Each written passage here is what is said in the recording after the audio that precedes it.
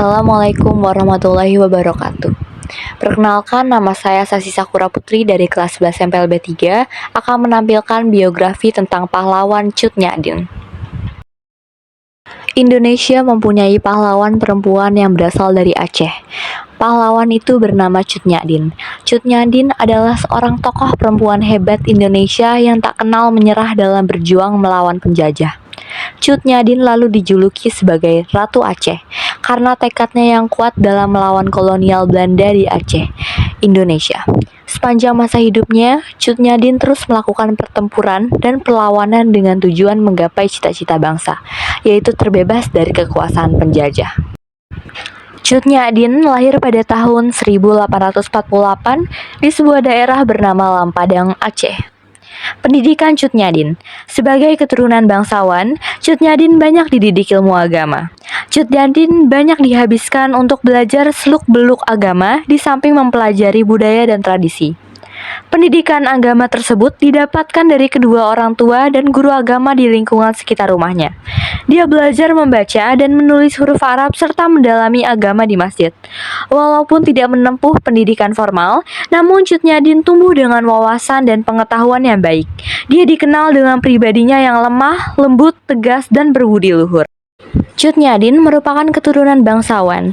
Ayahnya adalah Teku Nanta Setia, seorang panglima perang keturunan Mahdum Sati, yakni seorang perantau dari Sumatera Barat yang tiba di Aceh pada abad ke-18 saat Sultan Jamalul Badrul Munir memerintah. Sedangkan ibunya merupakan keturunan bangsawan dari kampung Lampagar. Saat menginjak usia 12 tahun, ia dijodohkan dengan Teku Ibrahim Lamnga, putra Teku Pomat Ule Balang Lamnga.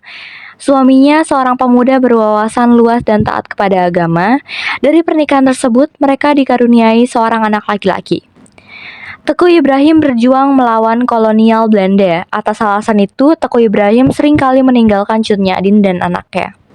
Setelah berbulan-bulan meninggalkan Lampadang, Teku Ibrahim datang untuk menyerukan perintah mengungsi dan mencari perlindungan di tempat yang aman. Cut Nyak Dien bersama penduduk lainnya kemudian meninggalkan Lampadang pada 29 Desember 1975. Pada 29 Juni 1878, Teku Ibrahim wafat. Kematian sang suami membuat Cut Nyak Dien terpuruk.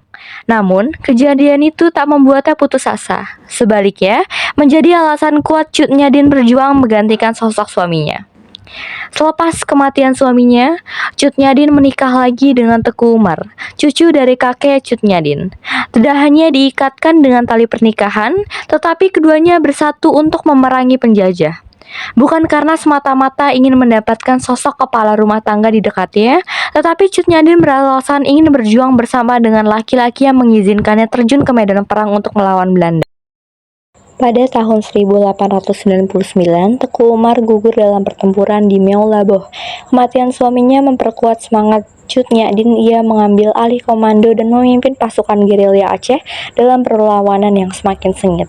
Meski usianya semakin tua dan kesehatannya memburuk, Cut Nyak Dien terus memimpin perang gerilya melawan pasukan Belanda. Ia menunjukkan keberanian luar biasa dalam menghadapi pasukan yang jauh lebih kuat dan bersenjata lengkap. Perjuangannya berlangsung selama bertahun-tahun meskipun kondisi fisiknya melemah. Pada tahun 1905, ia ditangkap oleh Belanda setelah salah satu pengikutnya berkhianat. Karena kesehatannya yang memburuk, Cut Nyak Dien diasingkan ke Sumedang, Jawa Barat. Selanjutnya, pada 1907, Cut Nyak Dien diasingkan ke Pulau Jawa, tepatnya di Sumedang, Jawa Barat. Dalam masa pengasingan itu, Cut Nyak Dien mengakhiri perjuangannya.